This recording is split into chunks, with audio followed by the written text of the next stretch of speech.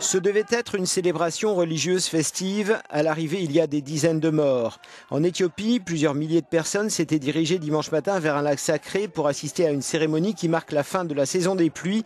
Là, de nombreux participants ont réalisé ce fameux geste devenu le symbole de la contestation de l'ethnie des Oromo qui accuse les autorités égyptiennes de tenir tous les leviers du pouvoir, les bras croisés au-dessus de la tête comme s'ils étaient ligotés.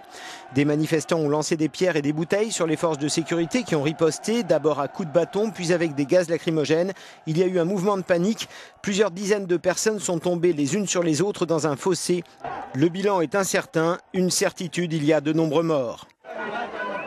L'Éthiopie connaît depuis près d'un an un mouvement de contestation de la part de l'ethnie Oromo, rejointe par une autre ethnie, les Amharas.